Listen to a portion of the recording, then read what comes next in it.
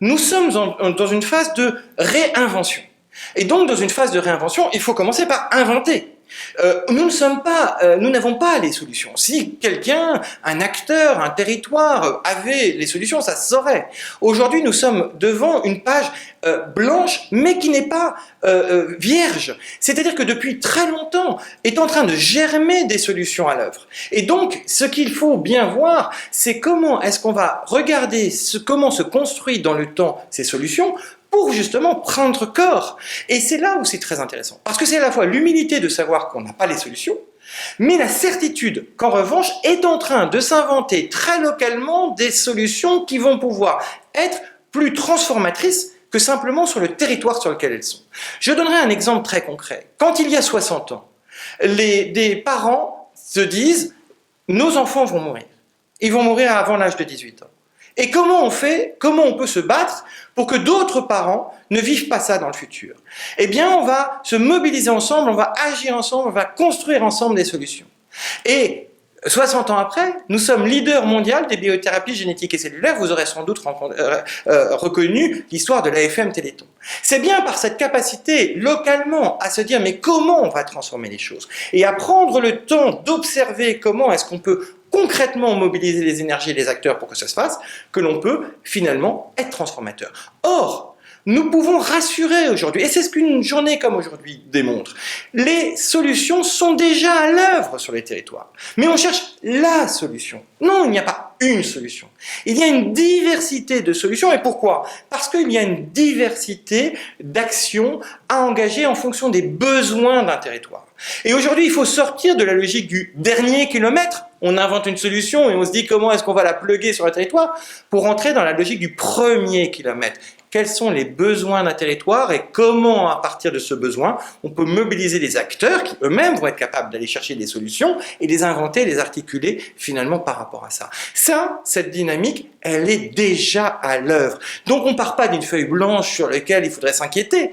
On est en train de voir que finalement toutes ces racines qui ont été construites, eh bien, sont en train de devenir suffisamment solides pour qu'on leur fasse confiance. Et c'est pour ça qu'on peut voir le taux de confiance et le niveau de confiance que l'on peut voir en territoire. Et vous savez, la co-construction du bien commun, c'est trois choses. C'est cette confiance que l'on ne peut faire naître qu'en proximité, bien évidemment, par la preuve de terrain. C'est une capacité de performance des organisations qui participent. Parce que tous les acteurs qui ont participé à cet événement-là témoignent que si on est une collectivité territoriale dans la construction d'une politique publique locale extrêmement pertinente, si on est une association d'intérêt général dans la façon de réinventer mon modèle économique hybride, si on est une entreprise dans la façon d'avoir une vraie responsabilité sociétale d'entreprise qui soit incarnée dans la transformation, eh bien, quelque part, c'est un outil de performance. Et puis le troisième levier, celui qui est peut-être le plus intéressant pour trouver les solutions à l'auteur des enjeux auxquels on est confronté, c'est cette capacité d'innovation. Pourquoi? Quand vous mettez des acteurs publics, des acteurs associatifs, des acteurs économiques, des acteurs académiques, ils ont chacun un prisme complémentaire. Et donc ils vont apporter dans la solution une capacité à faire grandir. C'est un peu comme un jardinier qui comprendrait que oui, il peut porter son projet, mais s'il ne va pas mobiliser d'autres compétences pour que la terre puisse être en capacité de faire grandir l'arbre, eh bien, il est fort à parier qu'à un moment donné, dans la croissance de l'arbre, il oublie quelque chose et donc ils finissent par tuer son œuvre. Cette capacité de co-construire, c'est une capacité à mobiliser tout le monde autour de projets innovants.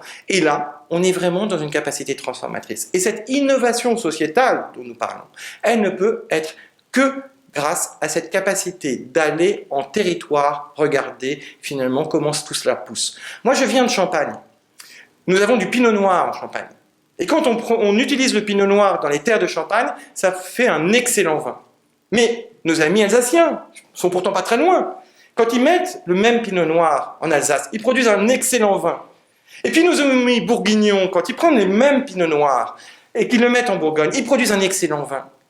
Eh bien, la question, c'est comment est-ce qu'on peut, finalement, à travers ces projets, montrer que le territoire est le lieu d'incarnation qui peut vraiment transformer les choses. Et, dans ce cas, on ne choisira pas entre Champagne, Bourgogne et Alsace, mais selon le moment, selon son humeur et selon le besoin, eh bien, nous pourrons avoir la chance d'avoir 3 excellents vins qui nous pourront nous ravir, nous gourmets.